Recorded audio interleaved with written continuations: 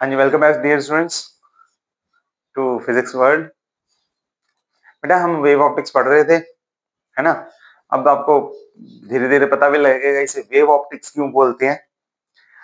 हमने Huygens principal पढ़ लिया था और उसमें वेव बिहेवियर देख लिया था, वेव फ्रंट पढ़ लिया था, समझ लिया था क्या होता है, कितनी टाइप्स का होता है, एक्सेट्रा एक्सेट्रा। ठीक, आज का बड़ा इंटरेस्टिंग टॉपिक है हमारा। ठीक, अब हमने एक बहुत बहुत मेजर एक्सपेरिमेंट सीखना है, बहुत ही बड़ा, बहुत ही कमाल का experiment, that is Young's double slit experiment. ठीक है, लेकिन वो क्या होता है उसे सीखने के लिए हमें कुछ बेसिक सी टर्म्स पहले सीखनी पड़ेंगी।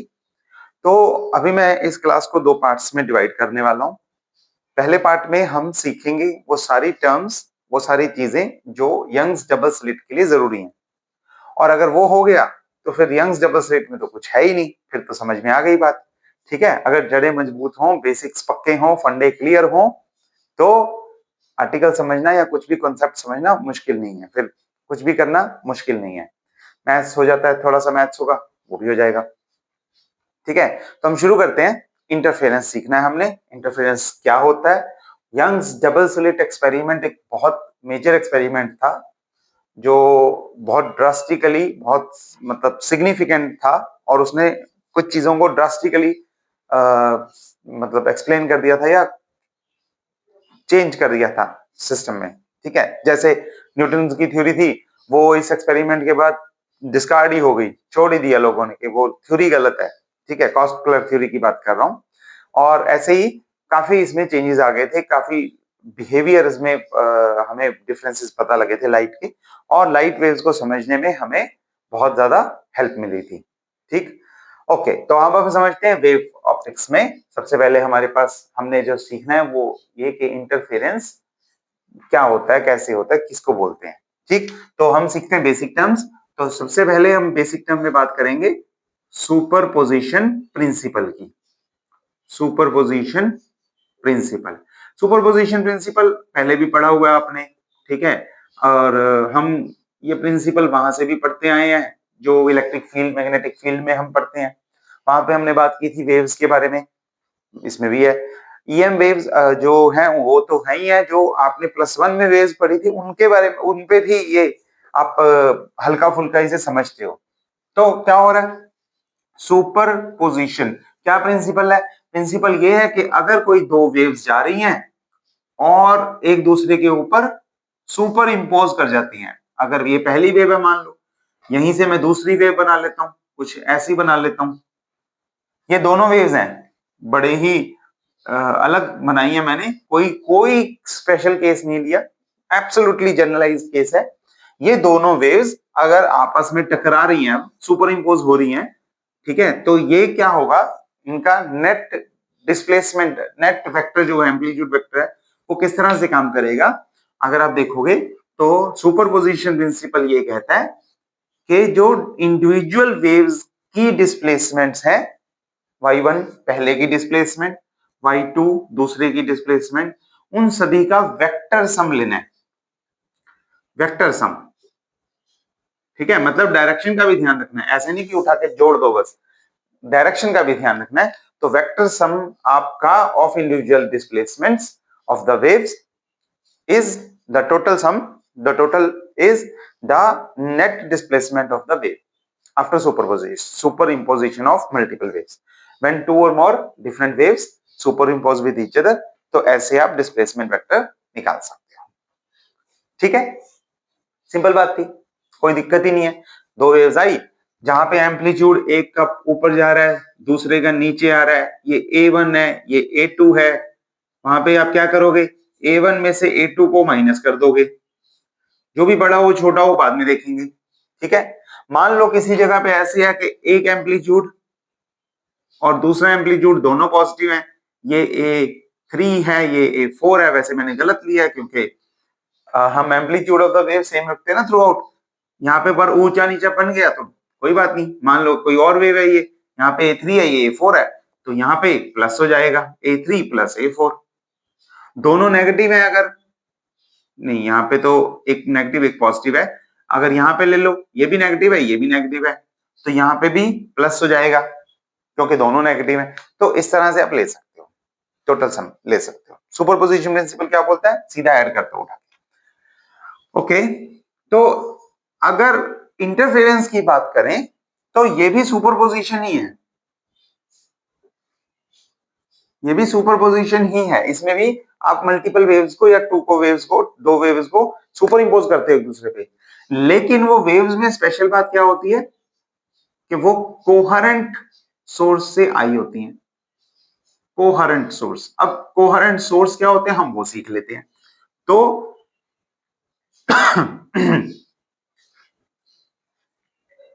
कोहेरेंट सोर्स क्या होते हैं, बड़ा अच्छा वो है, इसमें सिंपल सा चीज है। वैसे कोहेरेंट सोर्सेज होते हैं जो अगर दो वेव्स आ रही हैं, ठीक है, या कोई सोर्स है, लाइट का सोर्स है, वो कंटिन्यूअस लाइट वेव्स अमिट कर रहा है, कंटिन्यूअस लाइट वेव्स अमिट कर रहा है, उस एमिशन में जो लाइट वेव्स निकल रही हैं, अमिट कंटिन्यूअस लाइट वेव्स, और जो लाइट वेव्स निकल रही हैं उनकी अगर उनके बीच में अगर कांस्टेंट फेज डिफरेंस है, कांस्टेंट फेज डिफरेंस, ये सबसे इंपॉर्टेंट पॉइंट है, कांस्टेंट फेज डिफरेंस,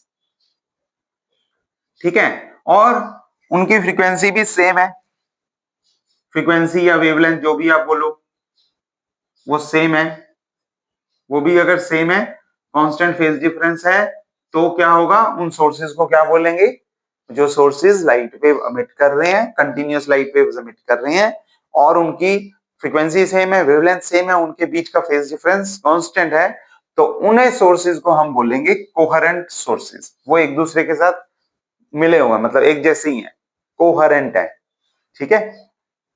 तो ये सिंपल सी डेफिनेशन थी। तो जब भी अगर कोहेरेंट सोर्सेज से लाइट निकल रही है और वो सुपर इंपोज करती है, तो उससे क्या होता है, उससे एक रीडिस्ट्रीब्यूशन ऑफ लाइट एनर्जी होता है, redistribution of light energy, light energy redistribute होती है, मतलब कहीं पे ज्यादा एनर्जी हो गई, कहीं पे कम एनर्जी हो गई, डिस्ट्रीब्यूशन फिर से हो गया उनका। तो यहां पे भी हुआ ना, कहीं पे A1 माइनस A2 हो गया, एम्पलीट्यूड कम हो गया, इंटेंसिटी कम हो गई, एनर्जी कम हो गई, उस हिसाब से कहीं पे लाइट एनर्जी का इंटेंसिटी बहुत ज्यादा बढ़ गया क्योंकि एम्पलीट्यूड बहुत बढ़ गया। तो ये दिस इज रीडिस्ट्रीब्यूशन, नई वेव बनेगी जो सारे की सारी एनर्जी जिसमें रीडिस्ट्रीब्यूट होगी, उसे हम बोलते हैं इंटरफेरेंस, इंटरफेरेंस। ओके, ये बेसिक सी डेफिनेशन थी। अच्छा, इसमें दो चीजें हम और करेंगे, इसमें हम दो चीजें और करेंगे। पहला एक क्वेश्चन आता है, शॉर्ट क्वेश्चन है कि टू इंडिपेंडेंट सोर्सेज,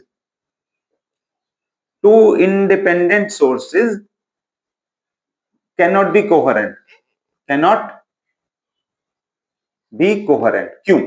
तो ये क्वेश्चन एक अच्छा है कि अगर आप दो इंडिपेंडेंट सोर्सेज लोगे, मैंने एक टॉर्च ली, दूसरी टॉर्च ली, उनका मैं सोचूंगा कोहेरेंट सोर्स बना दूंगा, उन्हें नहीं बना सकता। इंडिपेंडेंट सोर्सेज कोहेरेंट नहीं बन सकते। क्यों नहीं बन सकते? वो बेसिकली आपको एटॉमिक लेवल पे देखना पड़ेगा कि हर जो बल्क, जो लाइट एमिट होती है, वो बल्क लेवल पे नहीं होती, मैटर से बल्क लेवल फिनोमिना नहीं है वो कौन सा फिनोमिना है, वो इंडिपेंडेंटली एटॉमिक फिनोमिना चलता है। एटम्स ऊपर से नीचे आ रहे हैं, हाइड्रोजन एटम में आपने पढ़ा होगा, है ना, जो +1 में ही पढ़ लिया था कि एटम्स जो है वो शेल्स में बने हुए हैं, उसमें एक ऊपर से नीचे जंप करता है इलेक्ट्रॉन, तो कोई लाइट एमिट होती है, उस तरह का फिनोमिना है, एटॉमिक लेवल पे फिनोमिना है। तो वो अब कोई भी मैटर जो है वो उसमें मिलियंस ऑफ एटम्स है, ठीक है। अब वो सारे एटम्स इंडिपेंडेंटली लाइट एमिट करते हैं, तो ऐसा नहीं हो सकता कि दो अलग अलग सोर्सेज से अलग अलग एटम्स जो हैं वो सेम टाइम पे सेम फ्रीक्वेंसी के सेम फेज डिफरेंस के लाइट एमिट कर दें, ये नहीं होने वाला। तो ये हमेशा क्या होगा, एक ही सोर्स की आप डिवीजन करोगे, वो डिवीजन जो है वो वेवफ्रंट की भी हो सकती है, डिवीजन होगी या तो वेवफ्रंट की या एम्पलीट्यूड की। एम्पलीट्यूड डिवीजन से भी आप दो सोर्सेज बना सकते हो, वेवफ्रंट डिवीजन से भी आप दो सोर्सेज बना सकते हो, लेकिन डिवीजन से ही आप एक ही सोर्स की डिवीजन से दो कोहेरेंट सोर्सेज बनाओगे, दो इंडिपेंडेंट सोर्सेज को कभी कोहेरेंट नहीं ले सकते, नहीं होंगे वो, ठीक है, ओके। अच्छा, ऐसे ही एक पॉइंट इंटरफेरेंस पे भी है कि हमें इंटरफेरेंस अगर करना हो और अच्छा इंटरफेरेंस करवाना हो, देखना हो, ऑब्जर्व करना हो, तो उसके लिए क्या क्या कंडीशंस हैं, उसके लिए क्या क्या कंडीशंस हैं, तो वो भी हम देख लेते हैं। तो उसमें कुछ 4-5 कंडीशंस हैं मेन, तो उसमें से एक तो हमने पढ़ ही ली कि सोर्सेज शुड बी कोहेरेंट, और आप देख सकते हो कि लाइट जो है वो फ्रीक्वेंसी सिंगल फ्रीक्वेंसी होनी चाहिए। इसमें क्या है, दो वेव्स जो हैं उनकी फ्रीक्वेंसी आपस में मिलती हो और उसका फेज डिफरेंस कांस्टेंट हो, चाहे जीरो ही हो, सेम फेज हो, लेकिन फेज डिफरेंस कांस्टेंट होना चाहिए। दूसरा पॉइंट इसमें है कि मोनोक्रोमेटिक सोर्स हो, ऐसा ना हो कि मल्टीपल वेवलेंथ या मल्टीपल फ्रीक्वेंसीज वो कंसिस्ट कर रहा है, ठीक है, तो फ्रीक्वेंसी सिंगल फ्रीक्वेंसी होनी चाहिए, ठीक है। अगर दोनों सोर्सेज का, अभी तक हमने कंडीशन नहीं रखी, लेकिन अगर दोनों सोर्सेज का क्या हो, दोनों सोर्सेज का एम्पलीट्यूड सेम हो जाए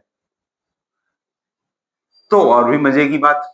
एम्पलीट्यूड सेम होने से क्या होगा, जहां A1 माइनस A2 है, A1 माइनस A2 हमने किया था ना, एक वेव मिल रही है, आपने जो +1 में स्टेशनरी वेव पढ़ा था तब भी हमने सीखा था कि अगर इसका भी एम्पलीट्यूड उतना, उसका भी एम्पलीट्यूड इतना, जब मिलेंगे तो परफेक्ट जीरो बनाएंगे, परफेक्ट डार्क स्पॉट बनेगा।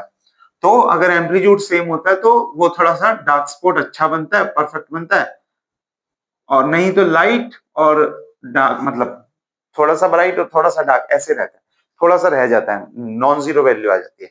अगर सेम एम्पलीट्यूड होगा तो ये बढ़िया बनेगा, इतना ही था। अच्छा, अगर सेम स्टेट ऑफ पोलराइजेशन हो जाए, सेम स्टेट ऑफ पोलराइजेशन, तो इल्यूमिनेशन जो होता है वो बड़ा ब्राइट होता है, बड़ा अच्छा होता है, सेम स्टेट ऑफ पोलराइजेशन, ये भी हो जाए तो अच्छी बात है, ठीक है। पोलराइजेशन अभी आपको आया नहीं है, उसकी भी स्टेट्स होती हैं, आ जाएगा, डिटेल में फिर बात कर लेंगे, लेकिन एक बार के लिए आप देख लो, लिख लो, नहीं तो छोड़ देना ये वाला पॉइंट, ओके। तो और क्या है, और दो चीजें हमें और ध्यान रखनी है कि सोर्सेज जो हों वो ब्रॉड ना हो, एक तो नैरो हो। नैरो का मतलब छोटा सोर्स लेना है, बड़ा सोर्स नहीं लेना। अगर हमने एक ऐसा सोर्स लिया उससे लाइट निकल रही है, और एक हमने बड़ा सोर्स ले लिया उससे लाइट निकल रही है, तो a broad source will be considered as multiple sources, multiple point sources. तो अगर आप ऐसा सोर्स लोगे तो हम उससे काउंट करेंगे कि ये एक पॉइंट सोर्स, ये दूसरा पॉइंट सोर्स, ये तीसरा पॉइंट सोर्स, इस तरह से, तो मल्टीपल पॉइंट सोर्सेज हो जाएंगे, तो वो अच्छा पैटर्न नहीं बनेगा, ठीक है। और दो सोर्सेज जो आप ले रहे हो, coherent sources, those should be close to each other, बहुत क्लोज होने चाहिए, बहुत क्लोज, तभी वो इनफैक्ट अच्छा इंप्रेसिव पैटर्न देंगे, ठीक है। तो otherwise otherwise path difference, large path difference आ जाता है तो वो दिक्कत हो जाती है, मतलब that is not a good वो इंटरफेरेंस पैटर्न, एक यहाँ पे बन रहा है और दूसरा पता नहीं कहाँ पे बन रहा है, तो वो पैटर्न्स आपको होंगे। एक बार के लिए आप एक बार के लिए आप ये पॉइंट्स, ये जब सारे के सारे पॉइंट्स जब हम यंग्स डबल स्लिट एक्सपेरिमेंट करेंगे, उसी का फर्स्ट पार्ट है बेसिक्स, पहले ये सारे समझ लो, उसमें हम इन चीजों का ध्यान रखेंगे तो आपको और क्लियर होगा, फिर हम सारे पैटर्न्स बनाएंगे, उससे आपको क्लैरिटी हो जाएगी और ज्यादा, ठीक है, यंग्स डबल स्लिट एक्सपेरिमेंट में, ओके। चलो, तो यहां तक की हमारी बातें खत्म हुई, मेन मेन काम खत्म हुआ। अब हम एक क्वेश्चन कर लेते हैं जो यहाँ इन पॉइंट्स को अभी भी क्लियर कर देगा, उसके बाद हम यंग्स डबल स्लिट एक्सपेरिमेंट पे चलेंगे, और वो समझ लो हो ही गया, अगर आपको ये बातें समझ में आ गई, वहां पे डायग्राम बनाएंगे, मैथ्स थोड़ा सा करेंगे, उसमें और क्लियरिटी हो जाएगी इससे, और वो आर्टिकल भी खत्म हो जाएगा। तो अब एक सिंपल सा क्वेश्चन करवा देता हूं मैं, कि मान लो हमारे पास एक लाइट है I1 इंटेंसिटी की, एक लाइट है I2 इंटेंसिटी की। इंटेंसिटी मतलब हम ले लेते हैं डिस्प्लेसमेंट्स, तो एक की डिस्प्लेसमेंट है A cos ओमेगा टी, दूसरे की है Y2 ले लेता हूं मैं, ए एम्पलीट्यूड सेम रख लेते हैं, cos omega T plus phi, constant phase difference है, कांस्टेंट फेज डिफरेंस, फाई का कांस्टेंट फेज डिफरेंस है दोनों के बीच, तो इन दोनों का सुपरपोजिशन करवाओ, इंटरफेरेंस करवाओ तो क्या लेंगे हम, सुपरपोजिशन। सुपरपोजिशन में क्या करेंगे, दोनों के जो डिस्प्लेसमेंट्स हैं वो सीधा सीधा ऐड कर देंगे, साथ में अलग अलग नहीं लिखता। Okay, plus A cos omega T plus five, इसका आप फॉर्मूला लगा सकते हो। क्या फॉर्मूला है, कॉस ए प्लस बी का फॉर्मूला है cos A cos B cos omega T cos five minus sine omega T sine five, और ए कॉमन था ना, ए बाहर था तो ए यहां पे भी आएगा। ये फॉर्मूला हो गया, राइट। अब आप ए कॉस ओमेगा टी कॉमन निकाल सकते हो। ए कॉस ओमेगा टी कॉमन निकाल दोगे तो ये क्या बन जाएगा, 1 प्लस कॉस फाइव, और दूसरे से ए साइन ओमेगा टी निकाल लो। उल्टा लिख दूं, थोड़ा सा एक चीज चेंज कर रहा हूं, आपको अभी समझ में आ ही जाएगा क्यों किया ऐसा। लिखने का ही है, रिप्रेजेंटेशन ही है। कोस ओमेगा टी पीछे लिखता हूं मैं, ठीक है, और minus A sine five sine omega T, ये होगा। ओके, अब इसको हम मान लेते हैं कुछ और इसको भी मान लेते हैं कुछ और। क्या मानेंगे, इसको मान लेते हैं हम ए 1 प्लस कॉस फाइव, इसको हम मान लेते हैं A cos theta, let it be A cos theta, और इसको मान लेते हैं A sine theta. A sine theta is क्या होगा, ए साइन फाइव। ठीक हो गया, तो ये बन गया A capital A cos theta, तो टोटल टर्म बन गई वाई की A cos theta cos omega T, और ये बन गई minus A sine theta sine omega T. और फिर से अगर कैपिटल ए को आप कॉमन निकाल लो, अगर आप कैपिटल ए को कॉमन निकाल लो तो क्या होगा, तो ये फॉर्मूला बन जाएगा कॉस ए प्लस बी का। ठीक है, तो टोटल मैग्नीट्यूड जो डिस्प्लेसमेंट आई वो इन दोनों को जोड़ के कितनी आ गई, A cos omega T plus theta. Simple था, कोई दिक्कत वाली बात ही नहीं है, स्ट्रेट फॉरवर्ड है, बिल्कुल प्यारा सा सिंपल सा छोटा सा मैथमेटिक्स है। इसमें ए कैसे निकालोगे आप, ए कैसे निकालते हो, आप निकालते हो A square is basically A square cos square theta plus A square sine square theta, यही होता है ना, cos square theta plus sine square theta 1 होता है, तो ये बन जाएगा ए स्क्वायर। तो हम इसके लिए क्या करेंगे, इसका भी स्क्वायर कर देंगे, यहां पे इसका स्क्वायर हो जाएगा और इसका भी स्क्वायर हो जाएगा, ठीक है, और दोनों को ऐड कर देंगे, यानी कि एडिंग 1 एंड 2, तो इन दोनों को ऐड कर देंगे और उससे हमारा रिजल्ट कुछ आएगा। देखें, ऊपर लिखता हूं ताकि क्लैरिटी रहे, बिल्कुल दिक्कत ना हो नीचे वाले रिजल्ट्स भी देखने में। तो ये हो गया A square cos square theta, यानी कि A square is equal to this small A square 1 plus cos five square plus this plus A square sine square five, sine square five, A square sine square five. ठीक है, इसे खोल लो, A square plus B square plus 2a भी कर सकते हो इसे, है ना, तो सॉल्व कर लेंगे फिर उसी से। देखो क्या होगा, तो ये हो जाएगा ए स्क्वायर बाहर, और ये हो जाएगा 1 a square plus B square cos square five plus 2ab यानी कि 2 कॉस फाइव, ओके, प्लस ए स्क्वायर बाहर ही है साइन स्क्वायर फाइव, ये भी मैं इसी के साथ लिख देता हूं। ठीक हो गया, okay, cos square five plus sine square five कितना होगा 1, और ये 1 प्लस 1 2, तो ये हो जाएगा ए स्क्वायर, 2 भी मैं बाहर निकाल लेता हूं, नहीं जल्दी हो जाएगी, फास्ट हो जाएगा थोड़ा सा, ओके, 2 अंदर ही लिख रहा हूं, plus 2 cos phi, 2 cos phi. यहां तक पहुंच गए सभी साथी हो ना मेरे? ओके, तो बाहर अब 2 निकाल लेता हूं, 2a²। और जो 1 प्लस कॉस फाई है, इसको आप क्या लिख सकते हो? इसको आप क्या लिख सकते हो? इसको आप कॉस 2 थीटा का फॉर्मूला लगा सकते हो। यस और नो?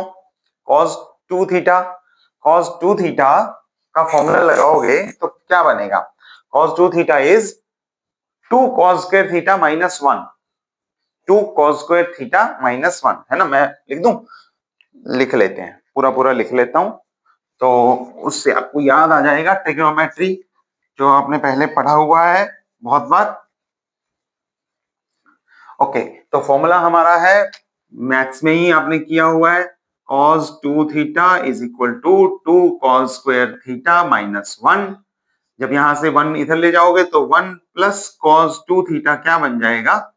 वो बन जाएगा 2 cos स्क्वायर थीटा। और मेन चीज क्या है? जितना एंगल यहाँ पे है उसका हाफ यहाँ पे है, तो ये हो जाएगा 2a² सेम, और बाकी हो जाएगा 2 cos square 5/2, 5/2। That is resultant हमारे पास आ गया 4a² cos square 5/2। This is the square of the amplitude, square of the amplitude. जो रिजल्टेंट वेव क्या थी हमारे पास? y is equal to a cos omega t plus theta, ये आई थी ना? इसमें हमने देखा कि रिजल्टेंट वेव का आफ्टर सुपरपोजिशन जो एम्पलीट्यूड है उसका स्क्वायर इसके इक्वल है। और हमें पता है एम्पलीट्यूड का स्क्वायर किसके इक्वल होता है? एक्चुअल में वो इंटेंसिटी को रिप्रेजेंट कर रहा होता है, इंटेंसिटी, है ना? Intensity is directly proportional to amplitude square. तो अगर ये एम्पलीट्यूड स्क्वायर है यानी कि इंटेंसिटी भी इसी के प्रोपोर्शनल में आती है, ये होगी। ठीक, तो हमारे पास इंटेंसिटी आ गई, कितनी आ गई? 4a² cos square 5/2। ओके, अच्छा ये ना, वैसे मैं आपको दिखाऊं, this is basically 2a, a plus a का होल स्क्वायर, ये है। तो a प्लस a यानी कि 2a का होल स्क्वायर यानी कि 4a²। It is something like this. तो अगर आप एम्पलीट्यूड अलग अलग लेंगे, हम a1 और a2 लेंगे, तो यहाँ पे a1 और a2 हो जाएगा। ठीक है, तो मैक्सिमम एम्पलीट्यूड, मैक्सिमम इंटेंसिटी उस तरह से डिपेंड करने लग जाएगी। तो ठीक है, ये भी चीज चलो हम यंग्स डबल स्लिट में बात करेंगे इसके पर। यहां पहुंच गए। अब हमें जो चीज सीखनी है वो ये कि मैक्सिमा और मिनिमा कब बनेगा। तो मैक्सिमा बनेगा जब उन दोनों के बीच का फेज डिफरेंस क्या हो। यहां पे जब मैक्सिमम, आई मैक्सिमम चाहिए मुझे, आई मैक्सिमम चाहिए और आई मिनिमम चाहिए। ठीक है, आई मिनिमम के लिए मेरे को क्या करना पड़ेगा? इसे 0, यानी कि 0। एम्पलीट्यूड सेम है, जब दोनों एक दूसरे के ऊपर ऑपोजिट टकराएंगे, a1 माइनस a2 होगा, a1 माइनस a2, तो ही मिनिमम एम्पलीट्यूड आएगा ना, 0 आएगा, इक्वल है दोनों। ठीक है, और ये 0 कब होगा? जब एम्पलीट्यूड तो 0 है नहीं, ठीक है, ये स्क्वायर है, ये 0 कब होगा? जब cos स्क्वायर 5/2 0 हो जाए। और 5/2 क्या हो जाए? cos 0 कब होगा? जब थीटा कितना हो? 90 डिग्री। Yes, cos 90 0। तो जब थीटा कितना हो? 90 डिग्री, यानी कि 5/2 कितना हो? पाई के इक्वल। ओके, सॉरी, पाई/2 के इक्वल। ओके, यही होगा। या फिर आप 90 की जगह क्या ले सकते हो? 270, 3 पाई/2, या फिर ले सकते हो 5 पाई/2, या फिर ले सकते हो आगे कोई भी odd multiple of pi, odd multiple of pi कोई भी ले सकते हो। ठीक है, तो मैं इसे लिख देता हूं, 5 कितना आ जाएगा? फाइव को बाद में देख लेंगे, कोई बात नहीं। तो और पाई बाय 2 यानी कि ये equal two plus minus n pi by 2 अगर होगा तो फिर n is odd, n is odd. ठीक, आगे देखते हैं, यहां देखते हैं आई मैक्स। मैक्स के लिए आपको क्या करना पड़ेगा, cos 5/2 को आपको प्लस माइनस 1 करना पड़ेगा, चाहे +1 हो जाए चाहे -1 हो जाए, कोई फर्क नहीं पड़ता। cos 0 कितना, +1, cos 180 कितना, -1, 360 कितना, +1, अगला कितना 540 -1। तो इस तरह से आप चाहे आप +1 लो चाहे -1 लो, स्क्वायर लेते ही वो पॉजिटिव हो जाएगा, तो कोई प्रॉब्लम नहीं है। तो अब 5/2 इसमें कितना आएगा, इसमें 0 भी आएगा, इसमें पाई भी आएगा, इसमें 2 पाई भी आएगा, इसमें 3 पाई भी आएगा, पाई का कोई भी मल्टीपल, ठीक है, पाई का कोई भी मल्टीपल चलेगा। ठीक है, तो हमने 5/2 यहां से भी एंगल निकाल लिया, वहां से भी एंगल निकाल लिया। ओके, ये हुआ एंगल फेज डिफरेंस का। उसे आप उधर भी लेके जा सकते हो, इवन मल्टीपल में आ जाएगा, 0, 2 पाई, 4 पाई, 6 पाई, ऐसे आएगा। ये है मैक्सिमा के लिए, ठीक है। और कितना एम्पलीट्यूड मैक्सिमम आएगा, इतना आएगा, 4a²। और यहां पे 2 से 2 कट जाएगा, तो plus minus n pi, there n is odd. ये कितना आएगा, 5 कितना आएगा, n इज ऑड, ऑड।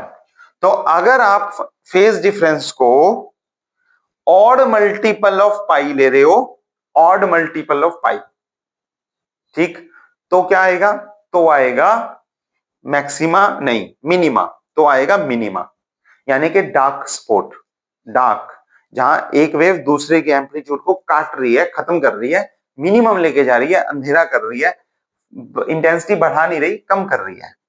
और अगर आप फाई को इवन मल्टीपल लेते हो, even multiple n pi, even multiple n is even, तो क्या आएगा, ब्राइट फ्रिंज बनेगी, इंटेंसिटी बढ़ेगी, मैक्सिमम हो जाएगी, इस तरह से काम होना है। तो ये होगा path difference, phase difference, even multiple of pi, phase difference odd multiple of pi. ये जो है इवन मल्टीपल मैक्सिमा देगा, ये ऑड मल्टीपल मिनिमा देगा। ठीक हो गया, पहुंच गए यहां तक, कोई दिक्कत तो नहीं है, करें आगे। अच्छा, इसमें अब लास्ट एक पॉइंट और सीख लो। ये हमने बात की सारी फेज डिफरेंस की टर्म्स में, ठीक है। ये रिजल्ट मैं एक बार फिर से बता देता हूं, ये हमने बात की फेज डिफरेंस की टर्म्स में, कि जब फाई कितना है, n पाई के इक्वल, तो प्लस माइनस भी लगा सकते हो, और n अगर है 0 या फिर है इवन, तो वो रिप्रेजेंट करता है मैक्सिमा को, और अगर n है इवन की जगह ऑड, तो वो रिप्रेजेंट करता है मिनिमा को। ये हमने फेज डिफरेंस में सीखा। अब पाथ डिफरेंस में भी देख लें, पाथ डिफरेंस में भी देख लें कैसे होगा, इंटेंसिटी मैक्सिमम कब होगी, मिनिमम कब होगी, है ना। पाथ डिफरेंस से ही हमें ज्यादा रिलेट करना है। तो अगर लैम्डा का पाथ डिफरेंस होता है, लैम्डा का पाथ डिफरेंस, तो या उल्टा लिखना है, ओके, अगर 2 पाई का पाथ डिफरेंस होता है, तो एक वेवलेंथ पूरी होगी ना, एक वेवलेंथ में कितना फेज डिफरेंस, 2 पाई, डिस्टेंस वाइज कितना, लैम्डा, और एंगल वाइज कितना, 2 पाई। तो 2 पाई का phase difference will give you lambda का पाथ डिफरेंस, ठीक है। अगर 1 का लोगे तो कितना होगा, लैम्डा अपॉन 2 पाई, और हमें कितना एंगल लेना है, हमें फेज डिफरेंस लेना है पाई का, यानी कि ये हो जाएगा लैम्डा बाय 2 पाई इंटू 5, है ना। तो path difference will be equal to delta x will be equal to lambda by 2 pi into n pi, n pi, pi से पाई कट गया, तो ये कितना हो गया, ये कितना हो गया, ये हो गया n lambda by 2, n lambda by 2, n lambda by 2। Okay, ठीक है। आप पाथ डिफरेंस जो है कंस्ट्रक्टिव इंटरफेरेंस कब देगा? एन लैम्डा बाय 2 अगर n resultant is lambda by lambda. Even के केस में तो सारे 2 से 2 कट जाएंगे, ठीक है। तो आप ले सकते हो सिंपली कि ये हो गया n lambda where n is any number 0 1 2 3 सारे नंबर्स हो गए। क्यों? क्योंकि हमने 2 से 2 काट देना जब भी वो इवन होगा। जब वो ऑड हुआ, ऑड को मैं लिख देता हूं 2n प्लस 1 बाय 2, ऐसे लिख देता हूं। अब ये जो नंबर कट के बनेगा, मतलब मैं m से लिख देता हूं, आप कंफ्यूज मत होना। m मैंने एक नए नंबर में कन्वर्ट कर लिया। n को हमने लिख दिया, एक बार लिख दिया 2m, ठीक है, और एक बार हमने लिख दिया 2m plus 1, 2m plus 1, 2m plus 1। Okay, -1 करेंगे तो और भी अच्छा है, -1 भी कर सकते हैं, उसमें फर्क क्या है, m को 0 तो ले ही नहीं रहे हम। तो यहां पे m क्या होगा, दिस इज लैम्डा, और यहां पे m क्या होगा, m को आप 1 नहीं ले, 0 नहीं ले सकते, 0 भी ले सकते हो, अब तो कॉमन हो गया 0 1 2। अच्छा, ये भी मैं पॉइंट ना बता देता हूं, ध्यान से देखो, एक बार फिर से बताता हूं ये बात, आपको किसी तरह की कंफ्यूजन ना हो। अगर हम इसी स्टेप में इसे निपटाना चाहें तो हम कहेंगे this is equal to n lambda by 2, और एन इवन जो है वो देगा मैक्सिमा, यानी कि कंस्ट्रक्टिव इंटरफेरेंस। अच्छा, कंस्ट्रक्टिव इंटरफेरेंस क्या होता है? जब ब्राइट ब्राइट से मिले, मैग्नीट्यूड बढ़ जाए, तो उसे हम बोलते हैं कि इंटरफेरेंस जो हुआ वो कंस्ट्रक्टिव हुआ, पॉजिटिव हुआ, वो कुछ उसने नया बनाया, कंस्ट्रक्ट किया। और जब वो हो ऑड, तो वो जब मिनिमा दे, मिनिमा में क्या हो रहा है, क्रेस्ट ट्रफ के ऊपर जा रही है और ट्रफ क्रेस्ट के ऊपर जा रहा है, यानी कि वो एक दूसरे का एम्पलीट्यूड काट रहे हैं, कम कर रहे हैं, उसे बोलते हैं हम डिस्ट्रक्टिव इंटरफेरेंस। ठीक है, ये भी दो टर्म्स हैं, डिस्ट्रक्टिव इंटरफेरेंस। तो ये हो गया एन ऑड के लिए, चलेगा, हो गया ठीक। ओके, तो अब मैं इसे दूसरी फॉर्म में, छोटा सा काम है, थोड़ी सी दूसरी फॉर्म में लिख रहा हूं। अगर मान लो हम n को n डैश की टर्म्स में कर दें, ठीक है, n डैश की टर्म्स में, तो इवन के लिए हम इसे लिखते हैं 2n डैश, और ऑड के लिए हम लिखते हैं कि इवन में एक ऐड कर दो या एक सब्ट्रैक्ट कर दो, तो क्या आने वाला है, ऑड आने वाला है, ठीक है। तो हम लिखते हैं 2n डैश -1, जिसे मैंने m लिखा था, ये हो गया ऑड को, ये ऑड को रिप्रेजेंट करेगा। अब यहां पे अगर आप 2n डैश भरोगे, 2n dash into lambda by 2, तो ये 2 से 2 कट जाएगा और ये हो जाएगा n डैश लैम्डा। और अब n डैश कुछ भी हो सकता है, 0 1 2 3 4 कुछ भी ले लो, ठीक है। अगर आप यहां पे भरोगे इसे ऑड के लिए, तो ये होगा 2n dash -1 into lambda by 2। अब यहां पे भी n डैश 0 नहीं ले सकते आप, 0 लोगे तो 0 -1 विल बी -1, वो नहीं लेना।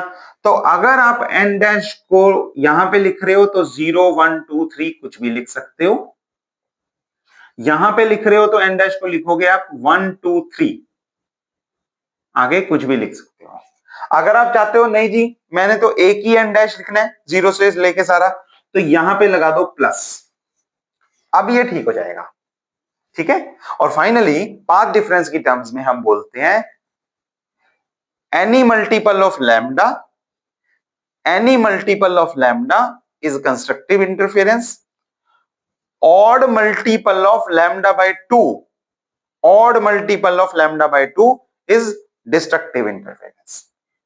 ठीक है, ये वाला क्वेश्चन था सिंपल सा, आपको कंस्ट्रक्टिव और डिस्ट्रक्टिव इंटरफेरेंस समझाने के लिए। मिनिमा या मैक्सिमा के टर्म्स में भी बोल सकते हो, फेज डिफरेंस या पार्ट डिफरेंस की टर्म्स में भी देख सकते हो, कैसे भी देखो चीज यही है। अगर ये आपको बातें समझ में आ गई आज की, अच्छे से लिख लो, प्रैक्टिस कर लो, समझ लो, तो आपका यंग्स डबल स्लिट एक्सपेरिमेंट भी हो गया। लेकिन मैं इसी क्लास को बहुत लंबा ना करते हुए यंग्स डबल स्लिट नेक्स्ट 7 वाली क्लास में करवाऊंगा। आपको सारे बेसिक्स, सारे कॉन्सेप्ट्स इस क्लास में क्लियर हो जाएंगे। अगले में हम सीखेंगे कि यंग्स ने, भाई साहब ने क्या एक्सपेरिमेंट किया था और क्या कमाल की बात थी। तो अगले लेक्चर में मिलते हैं, तब तक के लिए इसे पढ़ के पक्का कर लो, पढ़ते रहो, कोई डाउट हो तो मुझसे पूछ लेना। हम मिलते हैं अगली क्लास में। Thank you.